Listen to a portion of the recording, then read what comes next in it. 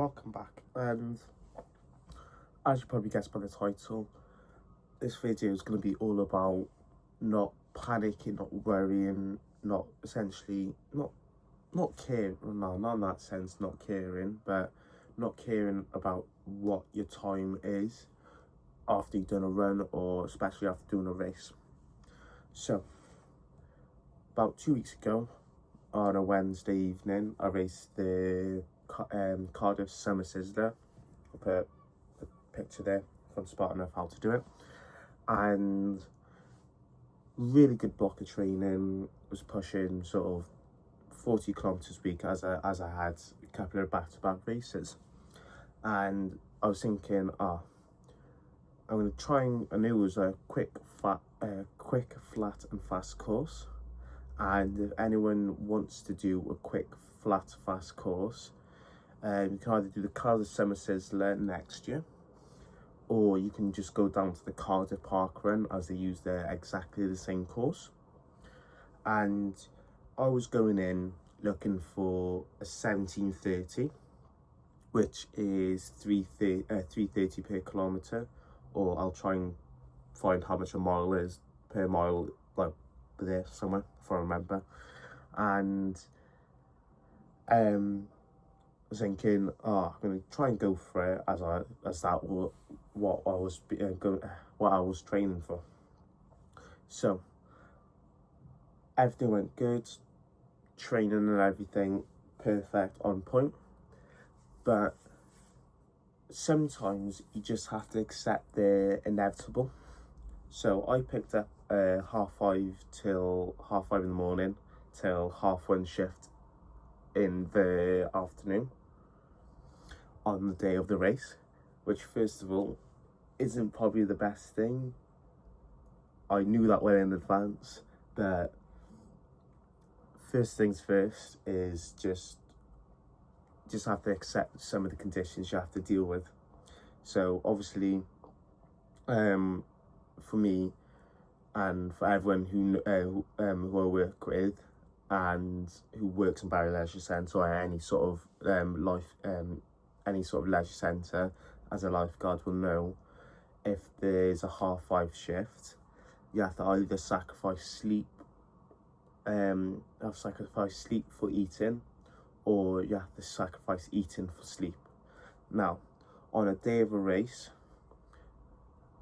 obviously you want to be eating something, so I sacrificed my sleep for eating, and I had to get I was awake at 4 o'clock just to make sure I had some fuel in me beforehand, otherwise I won't have anything for later on. But I'd sacrifice sleep, my eating over sleep. But first things first, it was not an adequate amount of sleep. I think I ended up I'm normally knocked out by 10 o'clock in the night. So I'd say I had around 5-6 hours of sleep at best. And obviously when you don't have much sleep, your body's probably not fully recovered, you're going to be tired, you're going to feel sluggish and so on. And that's going to carry on getting worse throughout the day. Now, there's obviously way more reasons why I didn't perform well, but I believe the second one was I didn't properly use the pair of shoes I wore. What I mean by that is I didn't use them properly, as I didn't use them in advance and so on. So on the day of the race, it's only the second time I wore them, so my body hasn't properly adapted to them and so on, and a couple of other reasons. But I'm going to stop veering off the course of the video because I feel myself doing it already. But the reason I'm not too fussed, or you shouldn't be too fussed about your time, is you should be proud of every single time you race. Also, you shouldn't be panicking or just fussing over it, because my finish time was 17:58 and my goal time was 17:30. That's a 28-second difference. So for a 1758, I averaged a 336, and for a 1730, you're sort of meant to average anywhere around 330. So that's a 6-second difference per kilometre. Now, don't get me wrong, I was a little bit down about it, but I was thinking, for this year, my goals were plain and simple and reachable and attainable as long as I put the hard work in, and don't worry, I will. So, you're probably wondering now, how do I bounce back? How do I get back into it?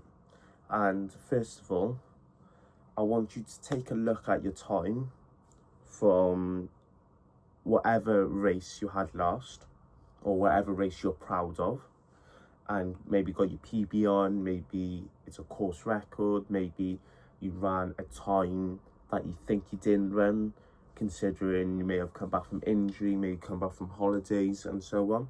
And then I want you to compare it with the very first 5k race you did, 10k race you did. So I want you to find the same distance that you ran previously. So for example, if you did the Cardiff Race for Victory 5k this year, and you did it back in 2020, no, 2020 is COVID, back in 2019 or 2022, 2023 and so on, and I want you to compare those times, then you probably will notice that your 2023 time or 2022 time is, for example, 21:39 for example, and then your 2025 time or 2024 time, depending on how when you raced it. So let's go with 2024 time or 25 time is 19:59. So yes, that's a big difference. And if you think about it, over the course of 2 years, you, for example, dropped 2-3 minutes. Now, it doesn't have to be a 2-3 minute difference. It could be a 20-second difference, a 15, a 30. It might be a 5-minute difference. It might be so many different options that you can relate to. You think, oh, I put that in. I put the effort in. I put the time in. I've put the dedication in order to reach that time. So you're going to bounce back by simply carrying on. There's nothing you can do about it now. There's nothing you can change about it. There's nothing that will change about it. The only thing that will change is you, is how you approach it, is how you carry on, and it's how you train. You got plenty of 5k races out, got plenty of 10ks, halves, marathons. One race doesn't define you. One race doesn't set people's mindset, oh, he didn't do it. And I want everyone to focus on looking forward to the next race, or forward to the next park run, or forward to the next run. Just think, 2 steps forward and 1 step back is still 1 step forward. So I want everyone to pick a goal, or pick something to keep yourself going. For example, if you're averaging 25k a week of running, or what's that in miles, Jesus Christ, or say 10 miles a week, I want you to try and aim for maybe 11 miles a week or 15 miles a week. Then for kilometres, I want you to try and aim for 30 kilometres a week, for example.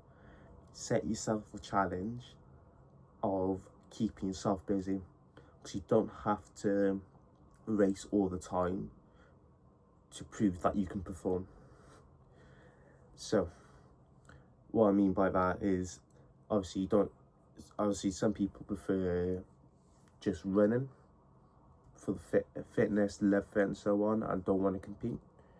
That's fine.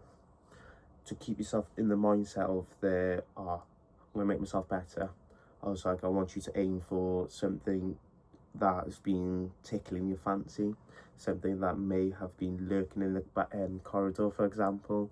Like, there's been a park run that everyone says it's challenging, you want to have a go do it. If you want to go for a parkrun PB down, for example, my home parkrun is Barry Island, for example, down Barry Island, and you know someone who you would like to be paced by, just go and ask them, work something out, and then you can have a go at it. Just try and find stuff to keep yourself going and make yourself want to be there and doing stuff. So, thank you for listening.